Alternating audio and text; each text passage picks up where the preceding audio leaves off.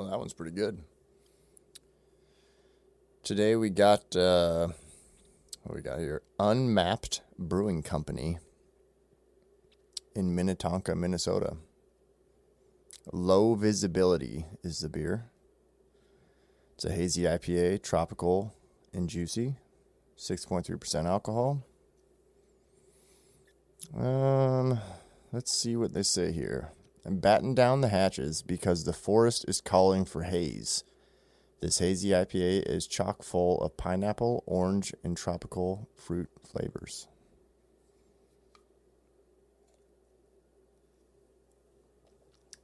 That's pretty good.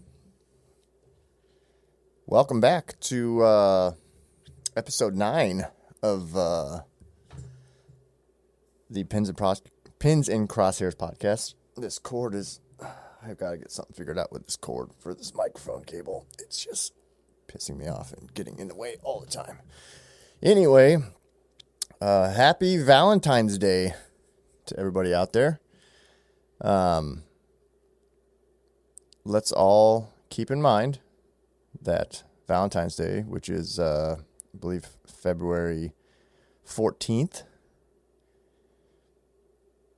9 months from now, it will be November 14th, roughly. And that's pretty prime deer season. So to all the gentlemen out there that are looking to have a good time with their ladies, let's keep in mind that we will be in prime hunting season in 9 months. Keep that in mind when you have fun tonight. So, but yeah, we got Valentine's Day today. I wasn't exactly going to shoot this podcast tonight. My wife's actually out of town, so as far as Valentine's Day goes, I'm kind of off the hook, I guess you could say. I wouldn't say off the hook, but she's visiting a friend in Georgia, and so she will not be here until Sunday.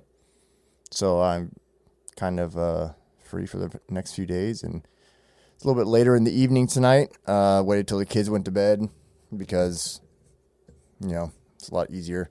The funny thing about that is with my kids is they always want to podcast with me. And while that would be fun, it would also be kind of a struggle. So I'm podcasting on my own again this week, which is fine. I actually talked to Ben. He's talking about coming over this weekend and podcasting for something for next week. So we'll see if we can get that figured out. I got a couple more people that I'm still talking to and trying to get scheduled. I think they'll be really interesting and a lot of fun for a lot of people. So, but tonight's going to be just me. Been kind of trying to mull over the idea of what I wanted to talk about tonight. Had a couple ideas. We'll see where it kind of goes. I'm just going to kind of let it free flow. It'll probably be a little bit shorter podcast tonight because honestly, I don't have anything super detailed to talk about, but we'll kind of go with it. A couple things I will say, after last week's episode, I watched the, Nebraska big game meeting that they had, online. So I watched that. Interesting listening to them, talking about all the big games. So not just deer. They talk about pronghorn, they talk about elk. They talk about mountain lion, deer, and turkey. Which I find it funny that turkey's considered big game, but they did. So, I'm going to kill this cord. Piss me off. All right. Yeah, so they talked about that. It was actually pretty interesting, and I saw some more numbers and details after last week. Numbers are still obviously down. They admitted that numbers are down, and they're much lower than what they want them to be, which is good. Obviously, they're aware of it, and they're trying to figure out things that they can do to try and bring them back up, which is a good thing. I don't think there's going to be anything drastic. Obviously, like I talked about last week, I still personally think it would be great to see either going to like a $1 state, $1 only state, or a 4-point minimum on one side, even if it was just for a short time being. but that's just me personally. I'm sure a lot of people disagree with that, and that's okay. I don't think they're going to do anything like that anyway. But the one thing I did find interesting was they were talking about in the next, they said not this year, but most likely in 2026, they're going to essentially kind of get rid of the firearm season tag, and it's going to become an all seasons choice tag. So you won't be just buying just a firearm season tag. So that tag that's only good for 9 days. Essentially, they're going to get rid of that from what they were saying, basically. And it'll just become a season choice tag, which is what happens now when you buy, if you get a tag that's in like a MDCA unit, Mule Deer Conservation Area, that's what you get now. Is it used to only be, the first couple times I got it, it used to be just firearm and muzzleloader. It was good for both. But now they've made it so if it's MDCA tag, it's good for bow, firearm, and muzzleloader. So season's choice. So they're essentially planning on getting rid of just the firearm only tag, and they're going to make it a season choice tag, which I think is a good idea. I like it. I think other states do the same with a lot of their tags. So I'm not complaining about it. I think it's a good idea. Because, I mean, if you think about it, it encourages you to explore other hunting opportunities. So if you're somebody that is just a rifle season hunter, it's going to encourage you to be like, well, now you could hunt earlier, or now you could hunt later with the muzzleloader tag. So kind of get people to honestly get out of the idea of just hunting with a rifle. And I think that's a good idea. So I kind of like it. That was the main takeaway I took from the big game meeting. They talked about a number of different topics and issues, nothing too out of the ordinary. Mostly it was obviously just that deer numbers are down, and they understand that, and they're working on some different things to try and bring those numbers back up. They have a certain idea of what they want for mule deer harvested every year, and a certain number that they want for whitetail harvested every year, especially bucks they were talking about. The does, I think they're pretty happy with where they're at with that, because a lot of people were bringing up the antlerless season. And when I looked at the numbers, I wouldn't say the antlerless season is really having a huge effect. I mean, some yes, but essentially what they said was the reason they have that late season antlerless is basically because they are trying to reduce numbers in the heavily populated areas, because most of it is in the river areas where there is a lot of deer. So I think they had some good points on what they were talking about, and I'm not really mad about any of it. I think I'm just glad that they're acknowledging that the numbers are low in Nebraska for overall population, and that they are working on trying to get those numbers back up to where they believe they should be. I do think at some point, and hope at some point, that will exceed the numbers that they're talking about. I think it's tough because you get to certain areas of the state and there's some really good habitat, and then you get to other areas of the state and there's just nothing. So we have kind of a weird balance in Nebraska, I would say, compared to other states where they have a lot more habitat for deer, especially whitetail. Our mule deer population looks like it has bounced back a little bit, going off of the numbers that they were talking about. And I would say I would agree with them. I think there's a lot of room to grow still. So I saw more mule deer this year than I had seen in a long time in our area. But still not the numbers I want to see, but definitely encouraging in seeing that they are bouncing back and there are more deer. But then I look at the harvest numbers of our unit specifically. I was able to look at that. They posted some of that stuff in the big game meeting, and I was able to see the number of deer taken in our unit, and they are significantly down from 5 years ago, and it's a significant decline for 5 years. So, I mean, still down, but hopefully this year we'll be having some bounce back, and obviously we got a long ways to wait, as it's only February. And that's one of the next things I'm going to lead into, and that would be deerpression. Not depression, but deerpression. I think there's a lot of people out there that are hardcore deer hunters that it pretty much consumes most of their life. And we are in that phase where there's not a lot going on and not much to do when it comes to deer hunting. A lot of people are starting to shed hunt right now, which is cool. I've never really actually shed hunted. I would love to, but where I hunt is about 4 hours away, and trying to get out there and do some shed hunting is tough. And then also me being colorblind, I have a hard time seeing antlers on the ground. So it can be tough, but it is fun. It's cool. I see a lot of people do it. I got a buddy or two that do it as well, and they have some fun with it, and they find some sheds, and it's a cool thing to do, but it's nothing that I'm diehard passionate about. It is fun to find some antlers, but our area is tough because once we get to late season deer, our deer tend to move off from our area.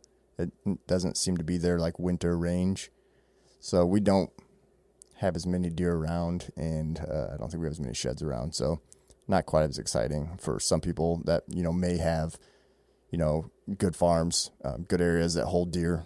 They're going to find a lot more sheds.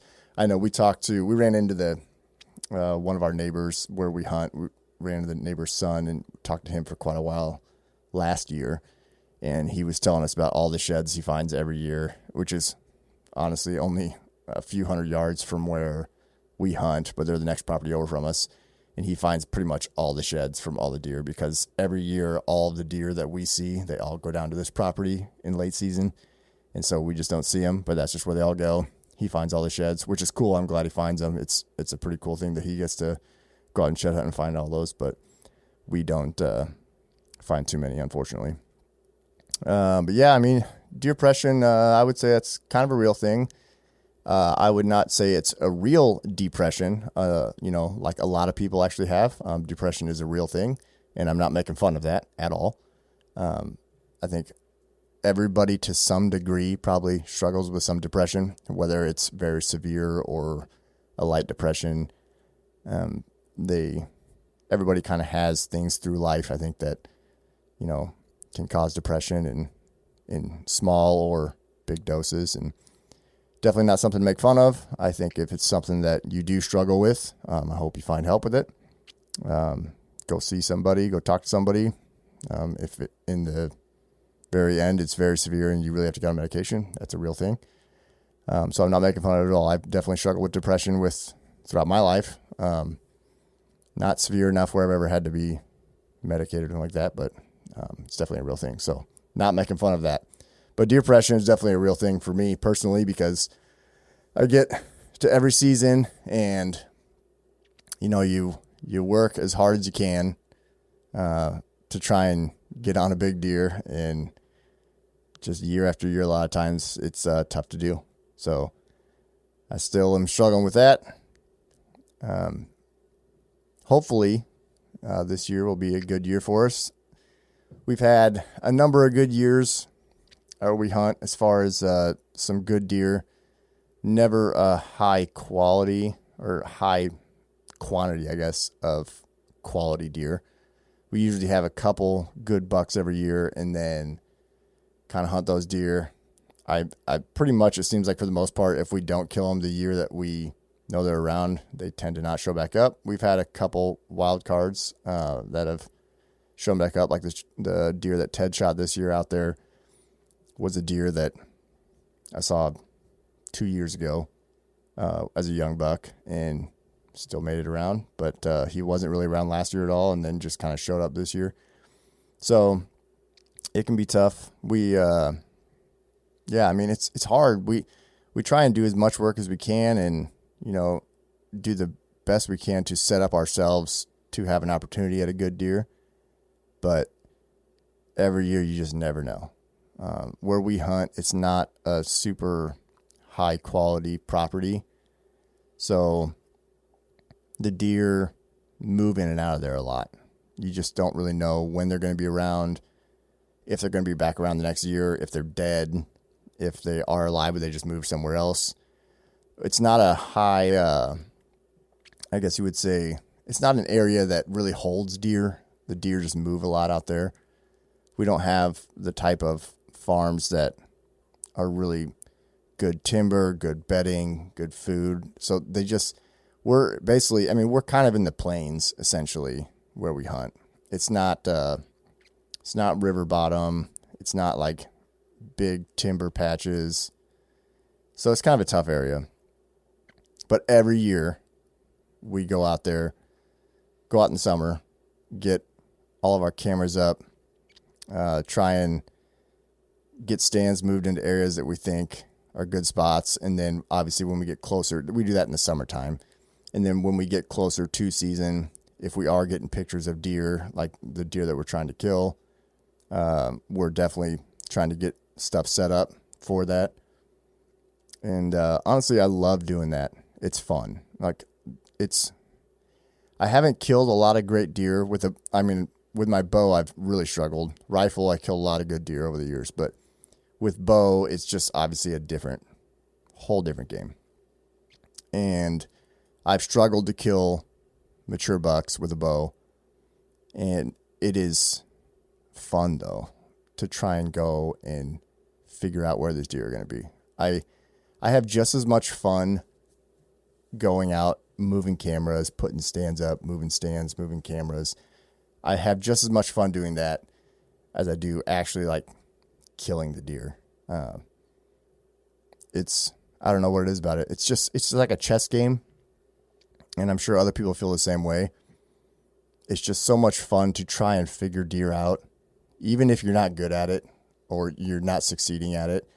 It's just so much fun to try and figure out where those deer are and put yourself in the best opportunity to kill those deer.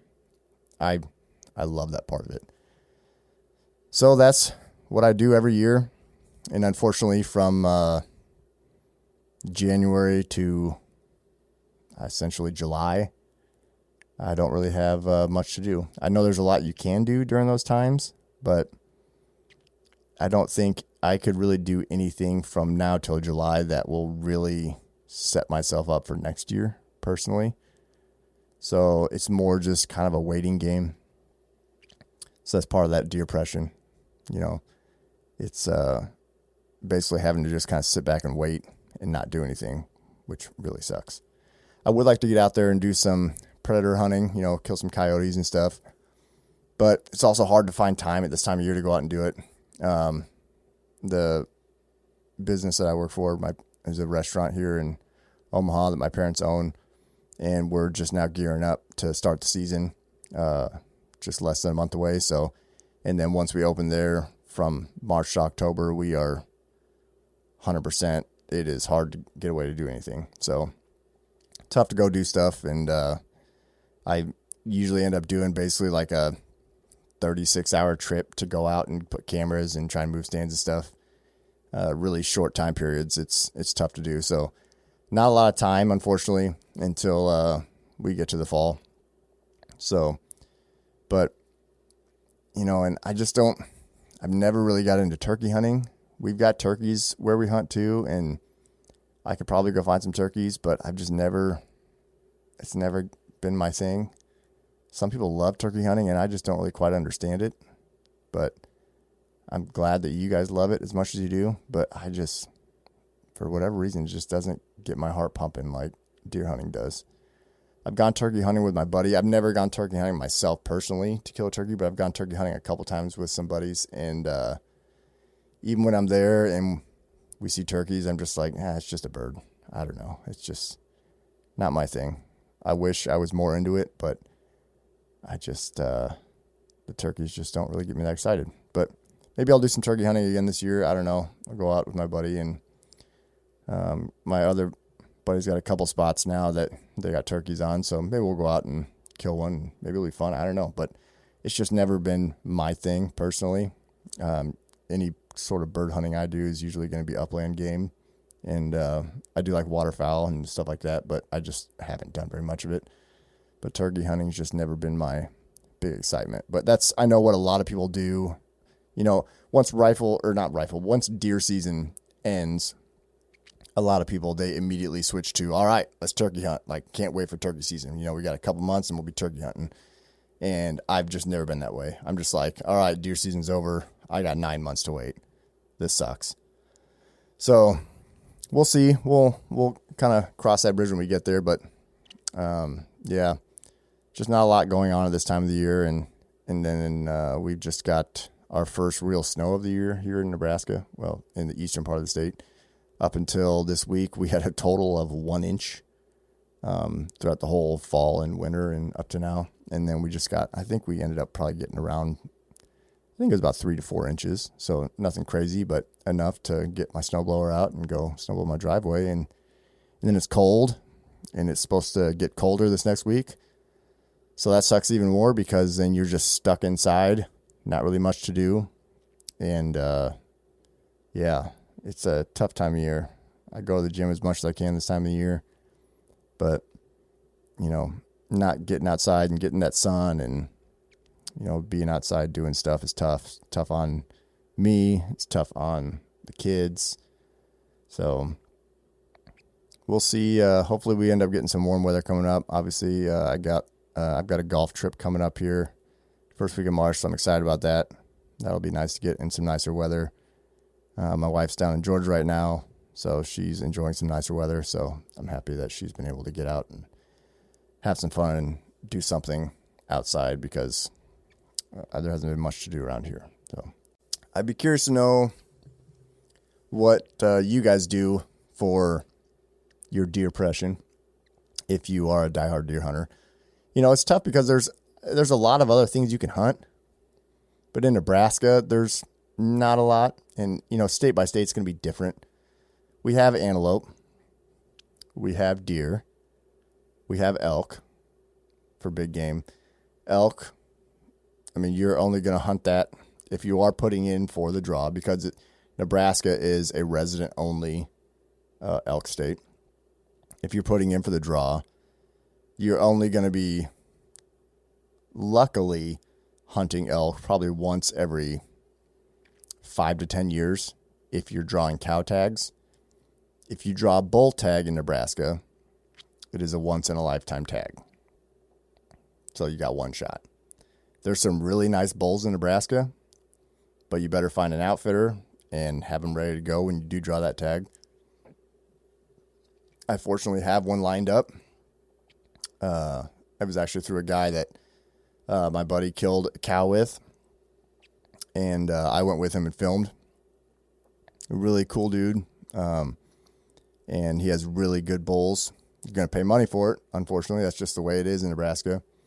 But it's a once-in-a-lifetime tag. So if you don't fill it, your odds of you filling it, because they say once in a lifetime, your odds of you filling it or getting it again are very, very slim. There's a lot of people that put in this draw for 20 plus years and don't ever get it.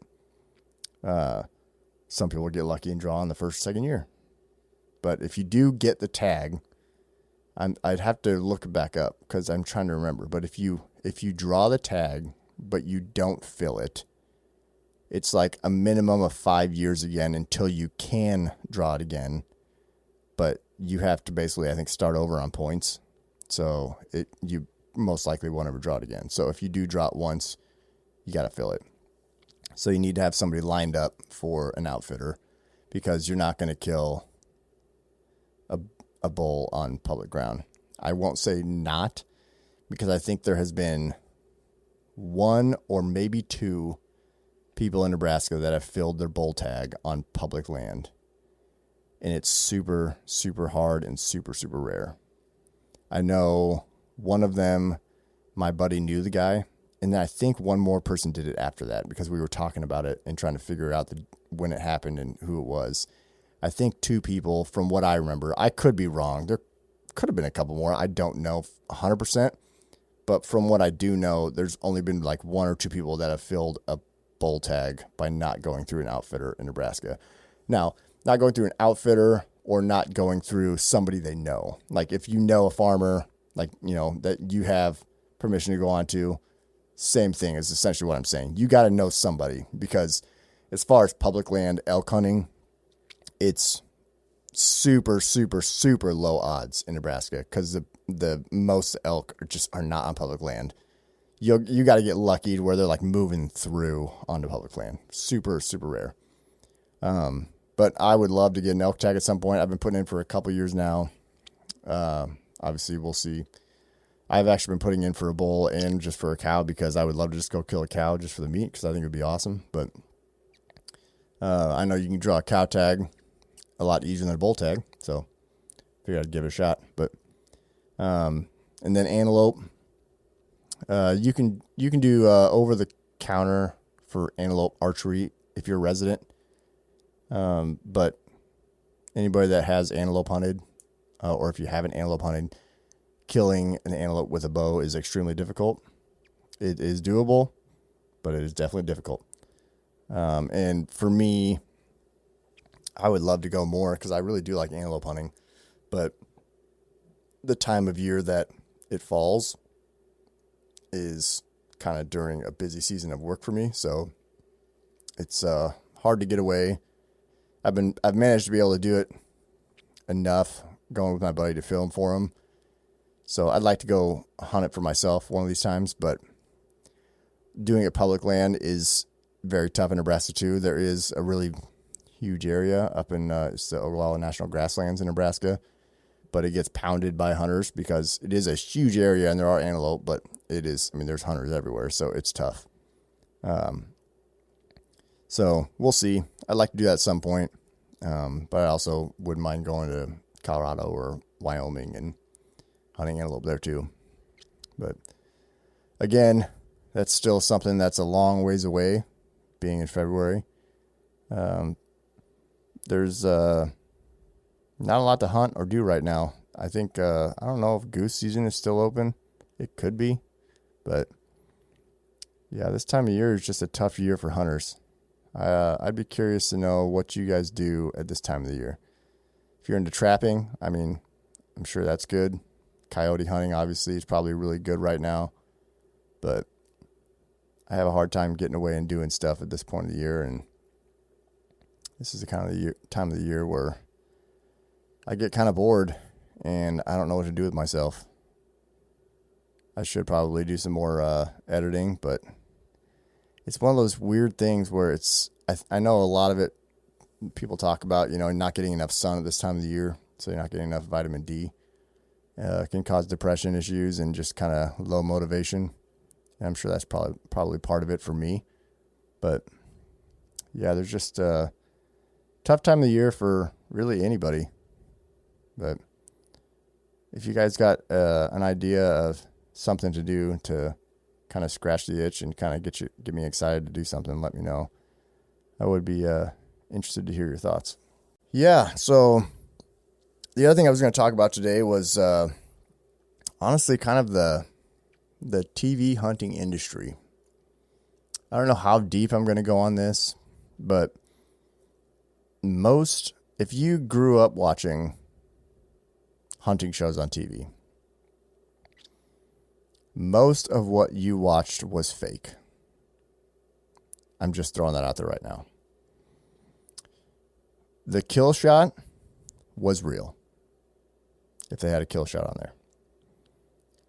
But majority of the rest of it is not live action when it actually happened. Most of it is shot either before the fact or after the fact. Like when you see somebody drawing their bow to get ready to shoot the deer, that's fake. When you see that part where somebody's like, oh yeah, there's a deer right here, there's a deer right here, that's fake. That's after the fact. Which for some people, maybe they already knew that. And for some people, they might be like, what are you talking about? The thing is, when you get to TV, they're having to produce a show in an episode. That's why they have producers. And 90% of that stuff that you see is fake. It is their job to make it look real and make it seem like it's real life and realistic, but it's not. And if you actually most people probably don't see this or understand it, because if you don't really know how cameras work and editing works, you're not going to know 100%, because you can get away with it. I've done it from time to time. I have done stuff with editing that is not real life, or basically not when it happened. You reenact it.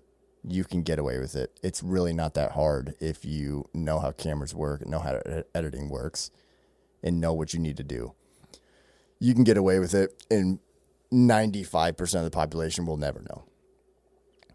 So it makes it kind of tough for me, like looking back on it now, because growing up, I grew up watching the hunting shows on TV, because that's all there was just the TV shows.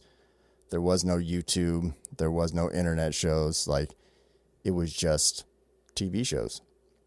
And I used to always see these guys killing these deer, these big bucks with their bow. And that's all it made me want to do, was kill a big buck. And I didn't bow hunt for years. I just rifle hunted, but all I wanted to do was kill a big buck. Which is kind of interesting, because I don't like shooting does. It just doesn't excite me. I just don't really care about shooting a doe. Even if it's just for meat, like, I will if I need meat, but I don't really need meat. And for whatever reason, and I think a lot of it has to do with these TV shows that I used to watch, I just don't care to shoot does. And I don't even care to shoot little bucks. All I want to do is shoot a big, mature buck. And I feel like the TV shows had a lot of influence in the reason for me to only want to shoot big bucks and pass deer and not shoot does. And I know everybody's different, and a lot of people love shooting does and don't mind shooting little bucks. But for me, even since I was young, I just never had the desire to shoot little bucks or does. I remember even when I was hunting with my dad when I was young, when I was like my first couple years hunting, I was like passing bucks. He'd be like, "You want to shoot this buck?" You know, it was not like it was like a baby, like a bad buck, but it was like a little 4x4 or something like that. And he's like, "There's a deer right here. You want to shoot it?" I'm like, "No," because I would just pass it, because I'm like, I want to shoot a big one. And so I was thinking about that, like, are hunting TV shows the reason that I am the way I am? Or is it something just in me, for whatever reason, that doesn't want to kill little bucks? And I don't know. But then when I look back on it and I think about how fake the TV shows are, and most people don't know it, it's kind of a hard thing to think about, because I think a lot of those TV shows shaped who I am as a hunter, and it shaped me into only wanting to kill big bucks. So I don't know. It's a weird thing to think about. I don't know where everybody else is as far as shooting does and smaller bucks, but I've just never had the desire to do it. And I think a lot of that came from just watching these TV shows that they're only killing big bucks, which is cool. It's what I want to do. But did it change who I am as a hunter? I don't know. I've never been a person who is just a killer. Some people they just love killing stuff. Nothing wrong with that. And I don't say killing stuff as in like in a bad way, but they're just like, they get the opportunity to shoot something, they're going to take it. And I've just never been that way. I've just never been that person that just wants to kill something to kill something. Like, I want to have a reason behind it. And, if you have the reason that you're doing it for meat, that's a great reason. That's 100% a good reason to harvest something. I've just never had that. Probably because I've never needed to kill it for the meat. And I don't know. I've just always just wanted to kill big deer And I don't know why that is, besides maybe the TV shows I used to watch. I don't know. I'm having a weird thought with that lately. Like, I have a hard time wanting to kill a doe or a small buck. And I'm even having a hard time, like, wanting my kids to kill one, even though they haven't really killed anything. It's like they should be excited to, go out and shoot a doe or shoot a small buck. And they probably would be, but I'm having a hard time with it because for whatever reason, I'm wanting them to kill a big buck. It's a weird thing that I just can't quite figure out in my head.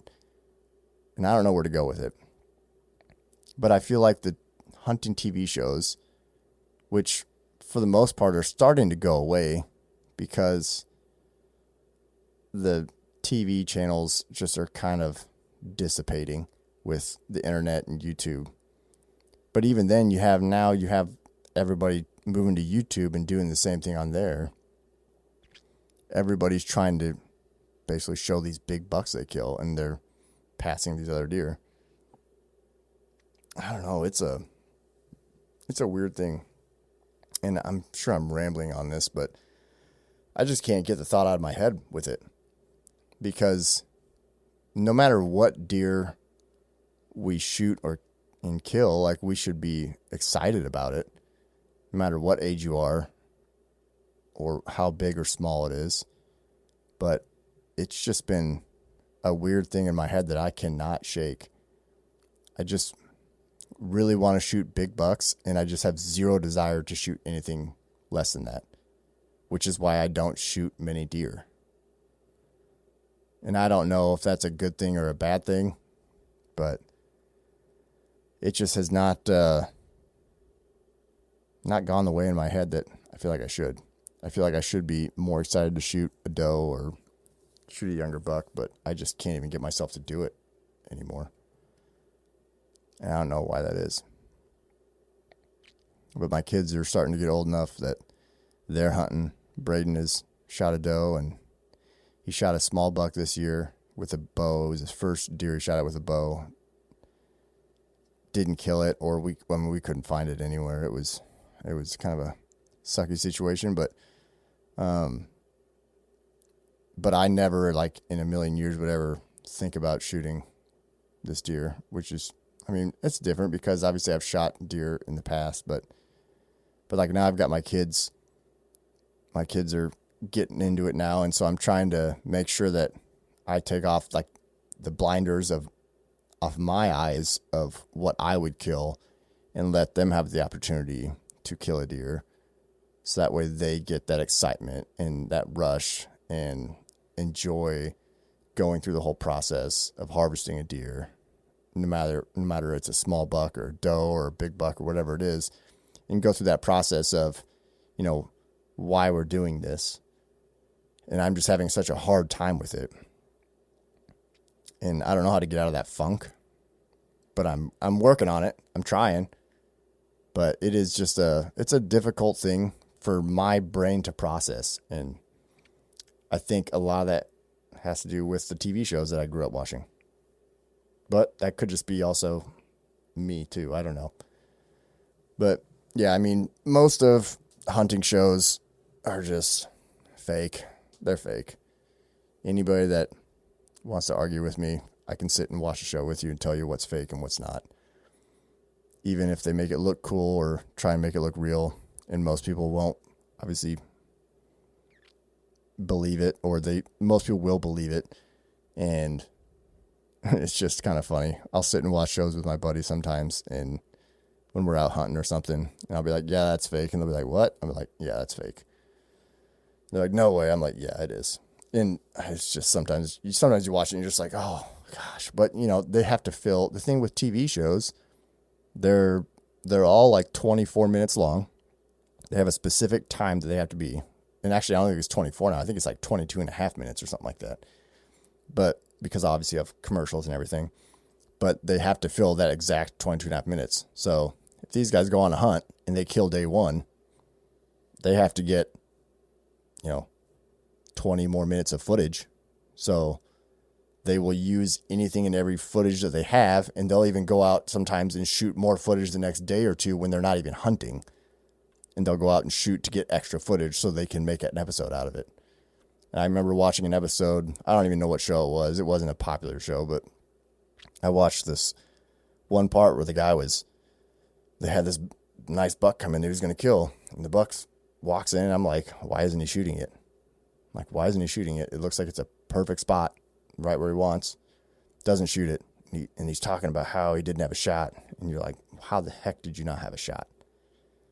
And then you watch a little bit more, and they're talking about the next day. And then the deer's in the same exact spot. And he's like, I still just didn't have a shot. Just didn't have a shot. And you're like, there's nothing obstructing you. And it looks pretty dang close. And then it's like the next sit, the deer is in the same exact spot. And they show the deer walking back and forth in this same exact spot. And the guy shoots the deer in the same spot that it was the first 2 or 3 sits that they claim it was. And I was like, what do you mean you didn't have a shot the first 2 or 3 times? They're just trying to fill camera time or air time. They have to. All of that probably happened in the same hunt, but they just were using the same footage to fill the time and make it seem like he didn't have a shot. It's all fake. It's just made up.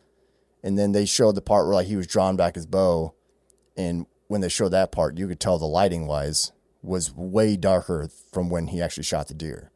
So they went back and shot that footage later, which is what they usually do. They go back and they shoot that footage after the fact if they didn't do it before, because usually they're not running a bunch of different camera angles, and they have their one good camera, which is their main camera, and they want to get all the shots with that camera because it looks better. And so that's why they usually will go back and reshoot and reenact all the things that happened or the way that they wanted it to happen, essentially. That's how most of TV works. So yeah, if you watch hunting shows on TV, I'm just telling you right now, a lot of it's fake. So don't get in this idea in your head of if you're out filming that you're going to get all the same perfect shots that they got, because that's not usually how it works. They go back and shoot it afterwards, so you can go do the same thing. Now, I will say, now there's YouTube. There is probably some shows that probably do a better job at getting more live action stuff. And that's because a lot of people run more cameras because they run like GoPros, action cams, so they can get more angles at one time. But that's why like the shots aren't always as pretty and nice of shots. So it's different with some of those shows. I do think some of them still fake it. Like I said, I faked plenty in editing and never had a single person ever be like, yeah, that was fake. Because if you know what you're doing, you can fake it and make it look real. But I do think some of them do a better job at it and try and make sure that you kind of know what's happening. The hard part is, like, in YouTube, the reason you can do that is because you can make your episodes whatever length you want. So you can do longer episodes and show the stuff that's happening at the moment with multiple camera angles going. But when you're doing a TV show, you have this exact amount of time that you got to fill, and you're trying to get all the best shots you can for that. And you have to just go back and reenact things that happened. Where YouTube, you can bounce around and kind of make it realistic. And there's some channels that do a really good job of that, and there's some of them that do the same thing where they're going back and faking part of it, or throwing in shots from other days. Like it might be from 2 days prior, but they're putting that footage in there because that's, trying to make it look realistic or make it look like they're seeing more deer. Like that's just normal in this day and age. But yeah, so I don't know. And it's even some of the channels that like people, one of the most popular ones on YouTube, maybe the most popular deer hunting channel, I've even caught them faking stuff, and you would never think that they're the kind of guys that would fake stuff or, put stuff in there that they put even sounds. Like people don't realize how many sound effects and sounds are put into TV shows or even just YouTube hunting shows to make things seem more realistic. They're putting in fake sounds to make it seem like it's real, but it's not the sound that's actually happening at the time. It's not always the case, but I've caught some of the channels that are the most popular ones that people love and think that they are honest and would never do anything like that. And I can tell that it's fake. There's certain things that they do. I'm not saying they do it all the time, but I've seen it. So don't think everybody is 100% genuine and real, because that's just not the way it is. But hey, if it's on the internet, it's got to be true, right? No, but I still love watching hunting shows, whether it's fake or real. I do love watching it. And honestly, for the most part, I watch hunting shows now because I just still keep wanting to learn ways to film and edit them. It's not always just because I want to watch it just I mean, I enjoy it, but there's only a couple channels I really enjoy watching it. But for me, since I've been filming and editing for 5 years now, everything I watch, I'm watching through a person who's filming and editing. That's the angle I watch it at. I don't just watch it to enjoy it, or I don't even watch it to try and learn as much how to hunt, because my mind is so trained to watch it for camera angles and different ways to edit something. That's the way I watch most of these shows now. Like, that's all I am watching and catching. And that's just the way my brain's wired now. Everybody's wired differently, but that's how mine's wired. But I do enjoy that, because there are some shows I really do enjoy watching, because they do a really good job with all of that and the production side. And I enjoy learning and trying to figure out how I can do things better with that. So that's kind of the angle that I take when I watch them. Even if I know it's real or fake, I'm like, how did they do that? Or I see what they did and I'm like, oh, okay, now I know how they did that. Now I can go figure that out, or I can go do that now. So it's just a learning thing for me. So it's not that I don't enjoy watching any of them. I still enjoy watching them. But for me, I'm just constantly thinking, okay, how can I do that better then? Or how can I do it like that? I know I can figure that out. I know how they did that. So that's kind of the way I watch most hunting shows now. But yeah, I don't know how everybody else feels about it. I mean, I don't know how many people understand that a lot of it's fake, or if you didn't, sorry to burst your bubble. But all of your heroes that were out there getting their hunts filmed, yeah, it's not as real as you think. And they could tell you that. They may lie to your face, but most of them, no. So, but it's not to say that they're not heroes for hunting. That doesn't mean they're not a good hunter, because they're still going and killing these animals. They're getting in the right spot and making the shots. But besides the kill shot, a lot of it is just not what you see. So, just a food for thought. Hopefully I didn't ruin your guys' childhood. Yeah, I don't know what else more I got.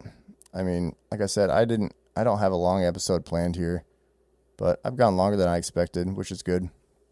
And maybe I've repeated myself and rambled a lot. I don't even know, but we're going to go ahead and call that a episode, and see where we go from there. Again, reminder, happy Valentine's Day. Don't forget that 9 months from now is prime rut deer season. So choose and plan your evening wisely if you are a deer hunter.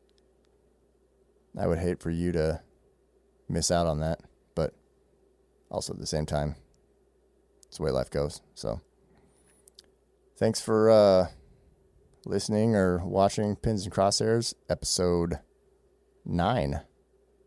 We'll catch you next time.